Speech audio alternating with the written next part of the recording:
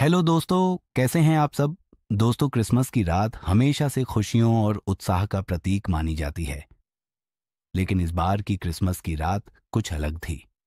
एक छोटे से गांव जिसका नाम शांति नगर था, वहां हर साल की तरह एक भव्य क्रिसमस मेले का आयोजन होता था। गांव के लोग बड़ी उत्सुकता से इस दिन का इंतजार करते थे। बीचों बीच स्थित चर्च को खूबसूरती से सजाया गया था। झिलमिलाती रोशनी और क्रिसमस के गीतों की गूंज ने पूरे माहौल को आनंदमय बना दिया था। लेकिन गांव के बुजुर्ग अक्सर इस दिन को लेकर एक अजीब सी चेतावनी दिया करते थे। वे कहते थे, आधी रात को किसी भी हालत में चर्च की घंटी मत बजाना। लेकिन नई पीढ़ी के युवा इन बातों को मात्र एक पुरानी कहानी मानते थे। इस बार गांव में कुछ नए लोग भी आए थे जो शहर से थे। उनमें से एक था आदित्य, जो अपनी छुट्टियां बिताने गांव आया था। आदित्य को पुरानी कहानियों और रहस्यमयी किस्सों में बहुत दिलचस्पी थी। जब उसने चर्च की घंटी से जुड़े रहस्य के बारे में सुना तो उसकी जिज्ञासा बढ़ गई। क्रिसमस की रात सभी लोग चर्च में प्रार्थना कर रहे थे। प्रार्थना के बाद एक बड़ी दावत का आयोजन किया गया। चारों तरफ हंसी खुशी का माहौल था। लेकिन आदित्य का ध्यान लगातार चर्च की घंटी पर था। उसने फैसला किया कि वह रात को वहां जाकर इस रहस्य का पता लगाएगा। आधी रात हो चुकी थी। गांव के सभी लोग अपने अपने घरों में सोने चले गए थे। लेकिन आदित्य और उसके तीन दोस्त, रोहन, माया और साक्षी, चर्च की ओर निकल पड़े। बाहर का मौसम ठंडा और शांत था, लेकिन हवा में एक अजीब सी बेचैनी महसूस हो रही थी। चर्च पहुंचकर उन्होंने देखा कि वहां कोई नहीं था। चर्च के अंदर घुप अंधेरा था, लेकिन आदित्य की जिद के आगे किसी की नहीं चली। वे सब अंदर गए। चर्च के अंदर की सजावट अब डरावनी लग रही थी। आदित्य ने अपने दोस्तों से कहा, हम यहां तक आए हैं तो घंटी बजाकर देखना तो बनता है। आदित्य ने जैसे ही घंटी को छुआ, एक ठंडी हवा का झोंका पूरे चर्च में फैल गया। उसके दोस्तों ने उसे रोका, लेकिन आदित्य ने उनकी बात नहीं मानी। जैसे ही उसने घंटी बजाई, चर्च के दरवाजे अपने आप बंद हो गए।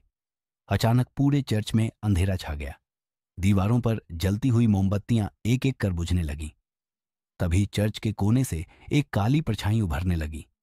वह परछाई धीरे धीरे आकार लेने लगी और देखते ही देखते एक भयानक रूप में बदल गई।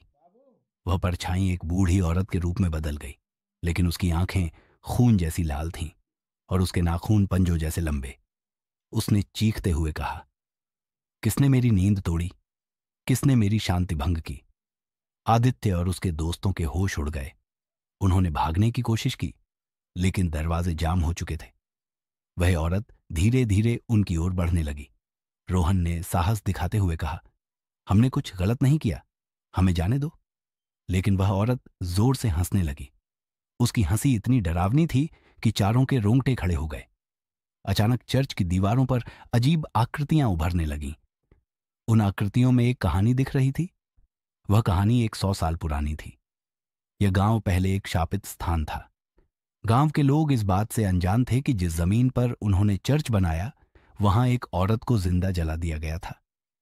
वह औरत एक जादूगरनी थी, जिसे गांव वालों ने पापी समझकर मार दिया था। उसकी आत्मा चर्च की घंटी में कैद कर दी गई थी। जब आदित्य ने घंटी बजाई तो उसने उस आत्मा को आजाद कर दिया। आत्मा ने कहा, अब तुम सब मेरी दुनिया में हमेशा के लिए कैद रहोगे। ये सुनते ही माया जोर से चीखी। साक्षी ने दरवाजा तोड़ने की कोशिश की, लेकिन सब बेकार था। तभी आदित्य को एक पुरानी किताब याद आई, जिसे उसने चर्च में देखा था। वह किताब जादुई मंत्रों से भरी हुई थी। वह जल्दी से उस किताब को ढूंढने लगा। आदित्य ने किताब में एक मंत्र पढ़ा जो उस आत्मा को वापस कैद कर सकता था। लेकिन मंत्र पढ़ते ही आत्मा और हिंसक हो गई। उसने चारों पर हमला करना शुरू कर दिया। आदित्य ने हार न मानते हुए मंत्र पूरा किया। अचानक आत्मा चीखते हुए गायब हो गई। चर्च का दरवाजा खुल गया और चारों बाहर भागे।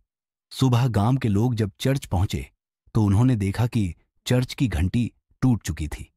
आदित्य और उसके दोस्तों ने गांव वालों को पूरी बात बताई। उस दिन के बाद गांव के लोगों ने चर्च की घंटी को हमेशा के लिए हटा दिया।